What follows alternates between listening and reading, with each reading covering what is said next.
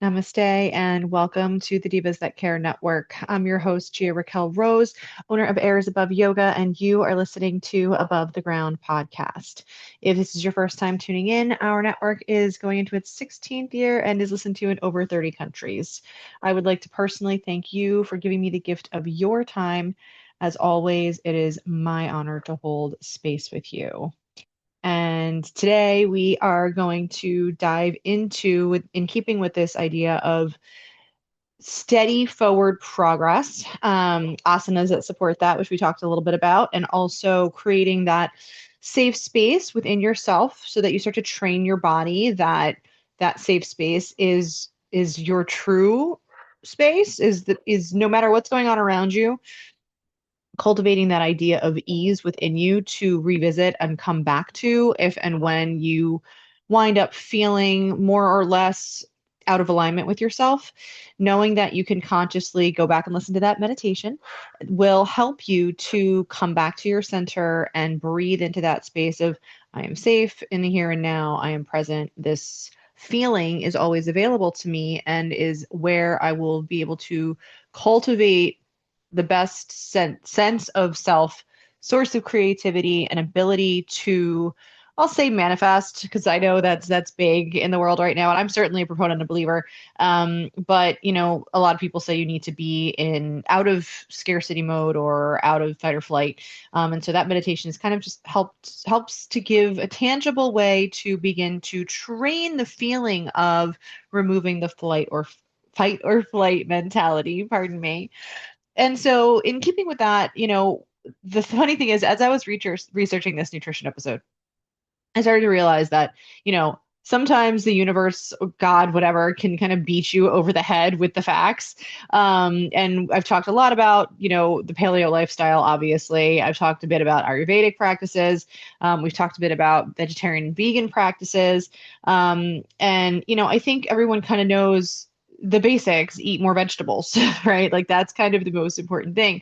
But for our purposes today, I really wanted to dive into food for, brain health and focus. And, we've talked a lot in the past. We've talked about foods for your chakras, eating foods that are in the same color scheme as the chakras, which can literally be as simple as that. And talking about seeds that are anti-inflammatory, or going into the whole omega-3, omega-6 balance in the body. And as we start to talk about brain health, or we're focusing on the focus aspect of how best to feed your brain foods that serve your cognitive functions, foods that serve your, even the parts of your brain that you're not paying attention to, the subconscious, and the kind of the parts of your body that respond, our breath, right? Our organ functions, those automatic systems in our body that we take for granted, probably more often than not, and that run through our systems, keep us functioning, keep us moving. They're reliant on our brains and our spinal cord and our nervous system to kind of keep the skin bag, if you will, moving forward in a positive and healthy trajectory. So how do we best support our body and our mind and our brain health in an effort to keep those systems operating at as optimal a level as possible? And in addition, not feel like we're just chasing down cardboard all the time and actually enjoying our lives. And again, the funny thing that I kind of, as I'm going through the research, I was like, all right, well, this all tracks. This all sounds good. You start to realize that I start to sound a little bit repetitive. And why is that? It's because essentially, I feel like as human beings, we kind of know the deal. And it's about choosing to make those healthier choices in our habits and with our meals and with our day-to-day living. And I know I've spoken on that as well, but essentially when it comes to optimizing brain health, optimizing things that are going to support your cognitive function, your brain's ability to keep you on purpose, to keep you on brand, to keep you moving forward in the way in which will best serve you, getting better sleep, being able to have those top of mind moments, those flashes of insight, starting to kind of cultivate that severe concentration, that ability to, get up. And I don't want to use the word grind, but get up and focus, right? Focus is really what it's all about. Keeping on target, keeping consistent, keeping discipline, keeping your goals in mind, keeping, little things that you can build on every day to get yourself to that place of I'm taking care of myself. I'm making better choices for myself. I am better today than I was yesterday. I'm not in competition with anybody but myself. These are the kinds of things that, we want to start to cultivate in essence to become a better human being again than we were the day before. And when it comes to diet and nutrition and the way to advance that, shocking, spoiler alert, it's a lot of foods that we've already talked about. And the big heavy hitters are omega 3s and your idea of kind of the leafy greens, the fruits and vegetables, nuts and seeds. These are all case in point. And starting a little bit with the omega 3 conversation. So I've mentioned multiple times how I struggle with the ethics of eating um, animal-based foods, and how I try to mitigate that by choosing responsibly sourced, ethically raised, as happy, as I've said before, a great life and one bad day, as we're all going to have here here in this existence. And so, a lot of the one of the main foods that comes up across most of the health food conversations is going to be salmon. And there's arguments to. I'm not going to get into the entire ethics of the sustainable harvesting and the atrocities that can happen from overfishing. Like I know, and that's why we choose the word ethical. And being privileged enough to be able to make those choices because they include a choice for your wallet too, right? Generally speaking, when you are purchasing ethically raised animal products, they are a few dollars more than their, potentially abused counterparts.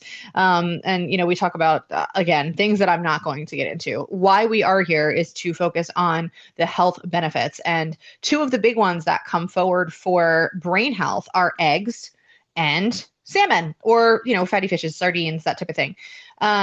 And I personally am not much of a like fish in a can kind of person or any sort of animal product in a can kind of person. It kind of gives me a pause, if you will.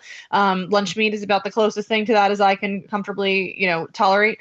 But eggs are one of the options for people who don't have any issues with them. And they are technically, I mean, eggs are a superfood. And I hope that we're all in a position, or many of us are in a position where they can choose, humanely raised chickens, humanely raised eggs. Um, but again, these are top foods for cognitive function, for overall body function. You can have the whole cholesterol debate within the egg conversation as well. And as always, as I've said across any and all nutritional based episodes, if you need to have a different diet than the things that I suggest because of your own body condition, your chemistry, your makeup, issues that you may be navigating, struggling with, although I don't like to phrase it negatively. So we're going to say navigating, or issues that you have, to work around, right? Like I prefer to be vegetarian, but I have the thyroid issue. So beans and grains are supposedly not good for me, according to many, many articles, research-based books. There's just a whole host of ways that you can support whatever it is that you need to support for your own body. And I encourage you to consult with your doctor, with a nutritionist, anyone and everyone aside from the internet and ChatGPT, that will help you cultivate a balanced, attainable, achievable diet that you can follow that will make sure that you start to feel healthy, better, satisfied, and supported. That's the goal. And so, again, we come back to the fact that these foods are, it's a little bit it's a little bit overdone, but they're superfoods, right? And some of them are meat products, right? Organ meats are a huge, huge, huge health benefit. uh, it pains me to say it, right? It pains me to say it, but it's true. You can receive many nutritional benefits from organ meats. And while I personally, much like canned fish, kind of can't wrap my head around them, and I feel like a lot of people have that kind of like, doesn't sound great idea. It's just one of those things where they do pose a lot of health benefits for the human body, and it's a little bit challenging to fight some of the science that backs that up. So there are schools of thought across the board. And again, I fully support everyone in their choices, whether you whole food, plant-based, wink, wink, nod, nod, or whether you do support, again, ethically sourced animal-based proteins. There are there are ones that are better. There are things that support the body more than other things. And so keeping that in mind always at top of mind when you're making these choices. And there's a whole spiritual aspect to that as well when we think about how animals are raised and how animals are transmuted for consumption is how I'm going to say it, or unalived for consumption is how I'm going to say it.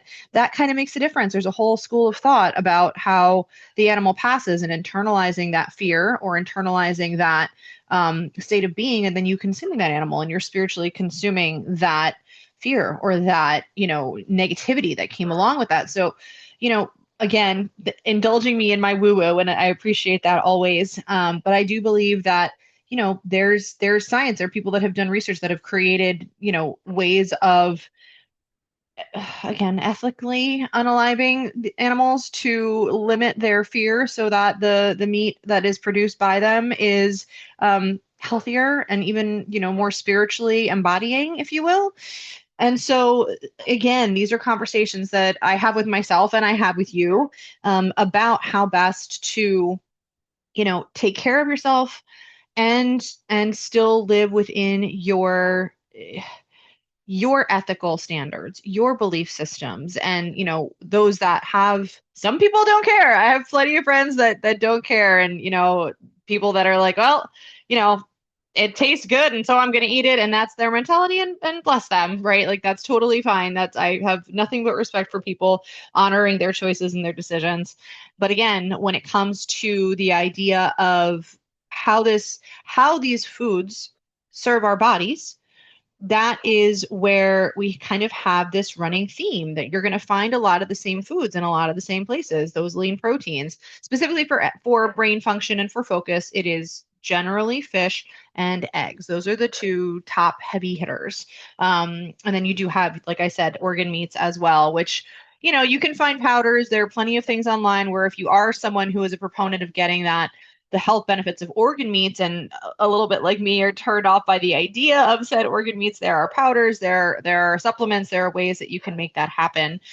There's a whole idea behind, especially in alignment with paleo, about bone broth, collagen, right? Like all of these things are serve your body and serve the processes in the body. And that's where we need to make sure that we are trying to support ourselves in the best possible way. So, always keeping in mind why we're doing this, why we are making these potential sacrifices, how we are supporting our own health and well-being over the long term. And it comes down to, a little bit of an experimentation of what works for the body and what doesn't. You may have an allergy to a particular food that happens to be very, very healthy in theory for the masses, right?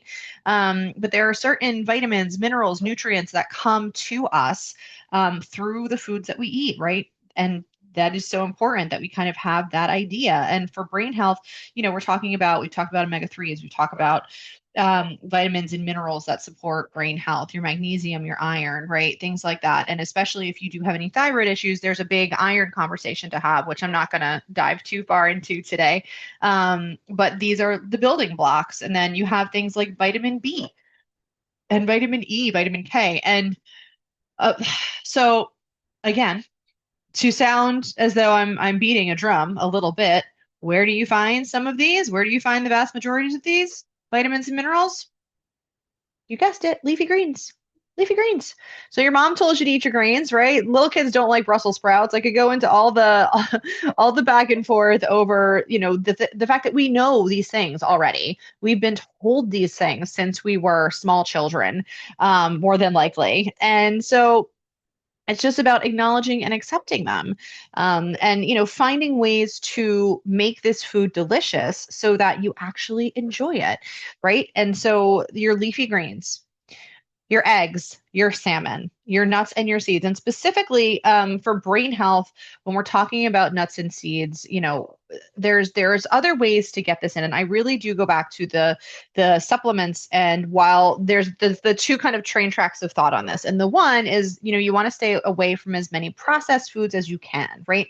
So you want to purchase things that have zero ingredients. You go to buy eggs and you just buy eggs, right? You go to buy spinach and it's just spinach. You buy walnuts and they are just walnuts. There are no other ingredients. Maybe salt, but that's a whole other conversation that we're not going to get into today because it's not in keeping with why we're having this discussion. What is the fact that when we are talking about things like organ meats or things like pumpkin seeds, for example, are one, and sunflower seeds are another. So we're into that omega-3, omega-6 balance in the body and how that starts to, support brain health and other, obviously, overall body health, right?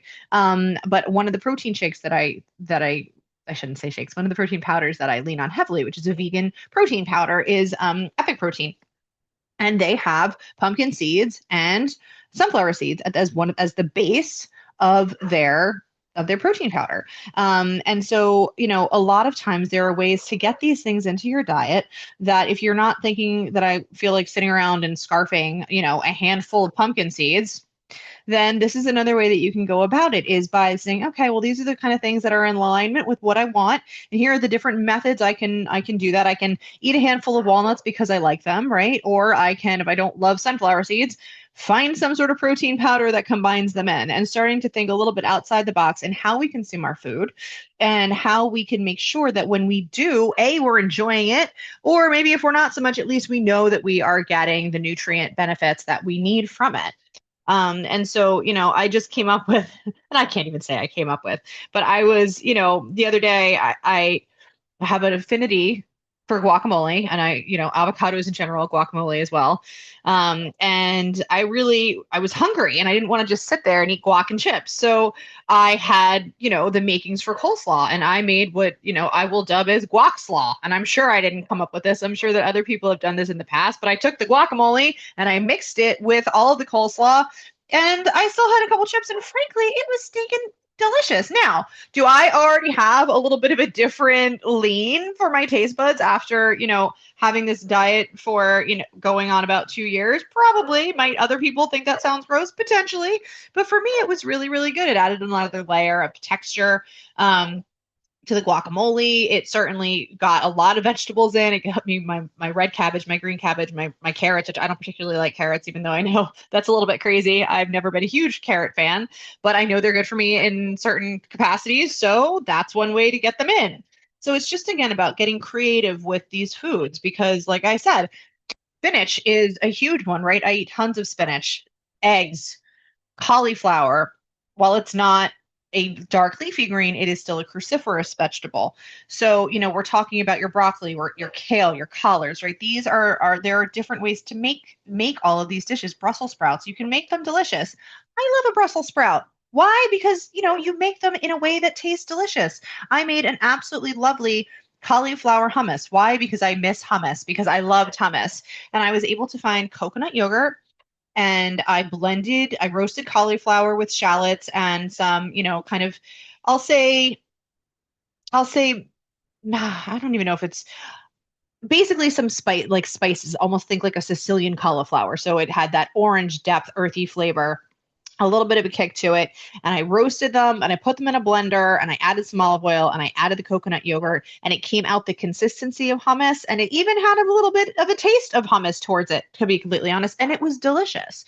So, it's about looking up recipes, finding things that suit your body, suit your diet, that you can consume, and playing, get creative with it. Find ways to enjoy the process of taking care of yourself, right? Again, this is about self-care. This is about making sure that you are loving on yourself, taking the best care of yourself that you can, and taking the best care of the people around you, that your loved ones that you can. And I think that, being Mediterranean, being Spanish and Italian at heart, I just said the other day, if I'm around people, I'm gonna bring them around me and feed them. That's kind of like, that's the gist, right? The kitchen is the heart of the home, and having this idea of enjoyment and of the ability to really cultivate a diet that not only tastes good, but that supports you. And while you're doing that, supports your body and the different ways that you can do that. So we've talked a little bit about the ethical conversation. We've had a little bit of our leafy green and healthy vegetable conversation. And then another big one when we're talking about brain health and the ability to focus, right? Because this is all about keeping us on track, keeping us on brand, on target for our goals, and that slow, steady, deliberate, achievable process. So one of the easiest ways, especially if you have, if you're feeding small children and or picky eaters, pesky eaters, if you will, berries. You can't ever go wrong with your strawberries and your blueberries. There are so many antioxidant benefits that support not only brain health but heart health. I mean, they are just, again, you're thinking red, you're thinking purple, you're thinking in alignment with the chakras. They support your energetic body, they support your physical body. Always, if you can, buy organic. Obviously, we want to avoid the pesticides as much as possible when we purchase foods, but again, thinking of whole foods, foods without ingredients, foods that are less processed, or when they're processed with a purpose, like organ meat, like bone broth protein powders, like seed protein powders, right? There are all these ways to consciously make choices so that when you come home and you have a full cabinet, with hopefully you were blessed to have a full cabinet, it's full of things that are going to serve you. And even if you decide to pig out on guacamole and chips, you can throw some cabbage in there and make it just a little bit healthier. While we're on the subject of fruit and berries, avocados are one of the brain focus benefit superfood foods. And the reason for that is because of the healthy fat that is in avocados. Obviously, they're a little bit more high calorie, but if I've always, it's always shocked me when people don't enjoy an avocado, and I feel for them because it is a staple. I don't know that I ever don't have some form of avocado in my refrigerator or on my countertop because it is just so versatile. And especially as you start to switch away from dairy, or you start to try to eat clean, quote unquote, air quotes for those of you who are not watching. Avocados are a great substitute for mayo, as I mentioned, in like a coleslaw. I remember there was a local restaurant around me that was, focused on farm to table clean eating, and they made an avocado chicken salad that was to die for. It was absolutely delicious, and I'm fairly certain it was literally just avocado, red onion, chicken, and a little bit of I'm probably going to say lime or lemon juice in there to keep the avocado from turning.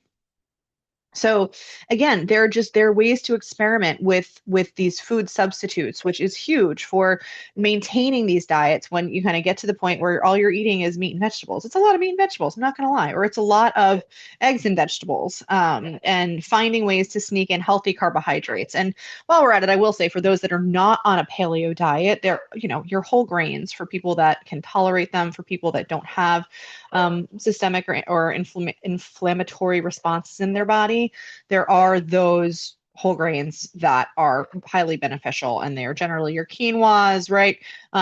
They are your brown rice, as long as that's something that you can tolerate. Your complex carbohydrates, if you will. So, as I have relatively soared off of them, they are available as for people who are on that vegan diet, to just make sure that you're getting the complex carbohydrates and not, the Wonder Bread style of carbohydrate that is just an empty calorie. And as we're talking about that, the potato, which I know I've referenced, is my guilty pleasure and my favorite cheat food.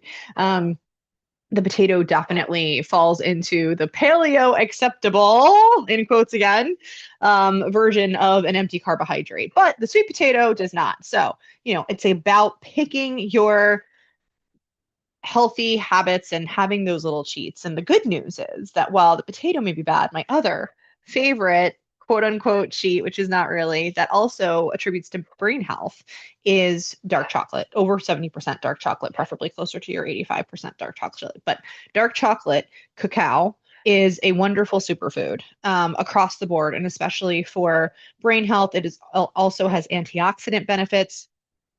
In addition to that, it tastes very, very good. And for any of those of you who meditate with me or on your own, it also is a great grounding practice after a meditation session or a Reiki session. So a lot of times, if I've worked on someone doing Reiki, I will have a little bit of dark chocolate after to ground myself back. So just as a little aside, because again, we're going into the place where I have to keep my woo woo up and make sure that we are talking about all of the ways that you can enjoy. And in addition to that, I'd like to bring up caffeine, the double-edged sword of caffeine. Definitely the last vice that I cling to, I would say, in so far as my dietary cleanse that I've done over the years and my restrictions down to what I hope to be a relatively healthy on track alignment. But caffeine is one that I haven't given up on, and it's also has some benefits for brain health, for focus, obviously, right? It kind of gets you in gear, kicks you up, gets you out of bed in the morning. But specifically coffee, green tea, matcha. I put matcha in my protein shake. Vital Proteins makes a great green tea matcha collagen powder that tastes delicious. Actually goes pretty well with the chocolate protein powder as well. And I get that in every day. So, when you are talking about different ways to go about bringing these things into your diet, into your realm, there's lots of ways other than just drinking matcha tea, which obviously is another great way to do it. So when you think about how to incorporate these things into your diet, remember we talked about our nuts and seeds. We talked about our caffeine. We've talked about our top picks for fruits and vegetables. Another one that pops in when we're talking about fruits and vegetables and we're talking about matcha tea is citrus. And I'm more of a drink your citrus kind of girl than an eat your citrus kind of girl. So I always have grapefruit juice and lemon juice in my refrigerator. And the not sweetened comes in a glass jar from the health food store kind. Lemon water in the morning, I've always been a huge proponent of, and I've mentioned the lemon water apple cider vinegar beverage that you can make to kind of kickstart your body and get your day going. But all of these different ways support the body, and you can pick and choose, and you try, and you find what works for you. And hopefully, if you just start to implement these little changes every day, you get to a place where you have a strategy that works, you have different options that you can swap out, and you wind up with an overall demeanor, a healthier brain, a healthier heart, healthier body, and the ability to focus and continue optimizing on your goals. So, again, without kind of I feel like I already have bludgeoned the point, and that's probably kind of where we are with it. But it's all very much in alignment with itself, and that's what I find so beautiful about it. When we have these conversations, a lot of the health benefits or the specific targets of these foods overlap. And the reason for that is because it kind of is that simple. Your mom was right. Eat your vegetables, eat your fruits, and leave the Lucky Charms on the table in the grocery aisle. As delicious as your Lucky Charms, they were my favorite when I was little. My mom never let me have them, but leave the Lucky Charms and opt for one of my staples recently. And while it is not, I will full confession, it is not on the list of brain healthy foods technically, but is just a simple banana and some Justin's dark chocolate hazelnut spread, which is also has some almonds in it as well. So you're getting your nuts. It might not be walnuts, but you're getting your nuts, you're getting your dark chocolate, and you're getting, the I'll say healthier carbohydrates, so that you're still giving your body some sugar, some fuel. But that's my favorite pre-workout. Stop, eat it really fast, jump in the car, head to the gym kind of mentality with that. So all of these different ways, all of these different foods are available. And frankly, some of them are even more cost effective than others. So look at what you bring home when you go to the grocery store.